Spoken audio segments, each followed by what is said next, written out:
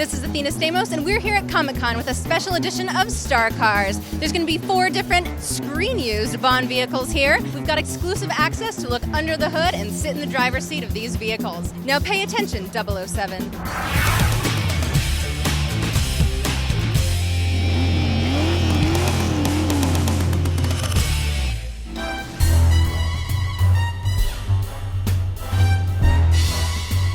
With Mike from the IFF. What is the IFF? The IFF is the Ian Fleming Foundation, a nonprofit organization to commemorate the works of the author of the James Bond books, Ian Fleming. So when you get a hold of these vehicles, they've been on screen, bashed around, I'm sure they're not in the best condition. We tend to bring them back to our warehouse, and over the years, volunteers have come on Ian Fleming Foundation work weekends and restored the vehicles. So what do we have here? We have the Aston Martin Volante from The Living Daylights, which was Timothy Dalton's first movie. This car was used in a chase sequence. James Bond is evading an army, but he has to evade them in the snow. There were several cars used in the film. This particular one was used for some of the special effects close-ups, and in particular the ski that extends out when he goes to run on the snow. In the front, the headlights drop down and there are rockets there. The tires are studded. There's a jet in the back. So this is an empty shell, isn't it? There's no engine, there's no seats, there's absolutely nothing inside except the support structure and the gearing to allow the special effects to work. 3 of us could pick it up and carry it if we had to.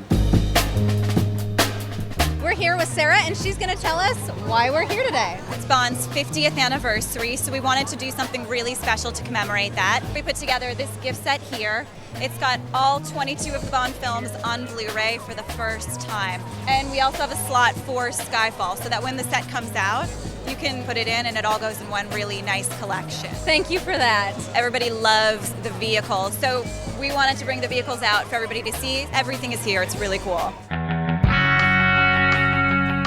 Hello, I'm Brad Frank with the Ian Fleming Foundation, and this is the Q boat from the film The World Is Not Enough. This particular boat was actually driven by Pierce Brosnan. How do you drive this thing? It has a steering wheel, but because it is a jet exhaust rather than a propeller like a fishing boat, it handles very differently. Q does say this is his fishing boat. Why do you think he needs missiles and all these gadgets to catch fish?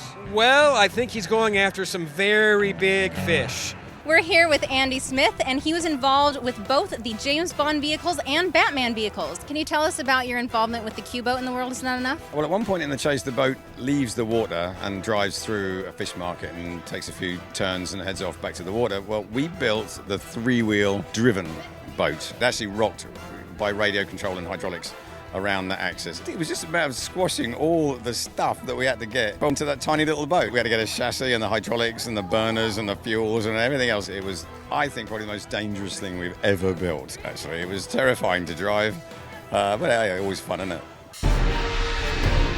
So what do we have here? This is a Parahawk from The World Is Not Enough. In the film, it's dispatched by the villain's henchmen who are chasing Bond while he's skiing down snow-capped mountains. It's sort of a flying snowmobile combination hang glider. First it comes out of the sky, hanging off a parachute and a huge propeller in the back. When it lands on the ground, the snowmobile portion takes over. So can this thing fly? For the purposes of filming, they built 2 different versions. They built a flying model and they built a land model. That's because the functional snowmobile was really a bit heavy to install into the flying version. This is one of the land vehicles with the functional snowmobile. So how do you drive this thing?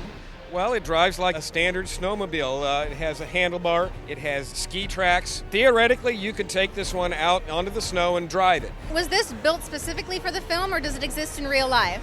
This was a custom designed, custom built machine for the purposes of the film, but based on existing technology. So what are we sitting in today? We're sitting in the Jaguar XKR from the movie Die Another Day, Pierce Brosnan's last film. This was the villain's car. Zao chases Bond on the ice in the middle of the movie. So what made this specific chase so unique to the Bond series?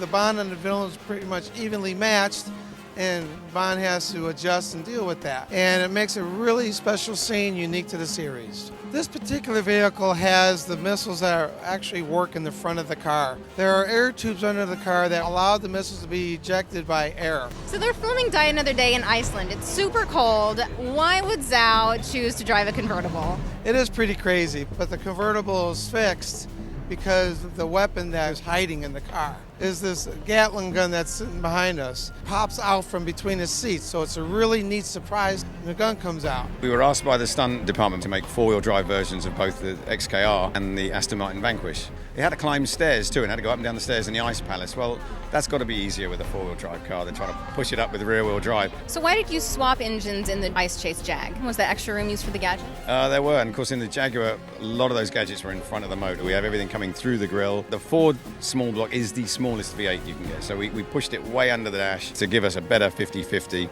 weight distribution, so the car will slide much better. On the Ice Chase, we took the Jags out first time out, and they were overheating, and the stuntmen bring it back, and you're standing on 4 inches of ice with a bunch of boiling antifreeze all around your feet. So yeah, that was pretty exciting. And we kind of figured out that the car was overheating because it was never going forwards. The cars were constantly going sideways. We'd probably been better off putting the radiators in the doors rather than in the front of the car. But yeah, we got that fixed.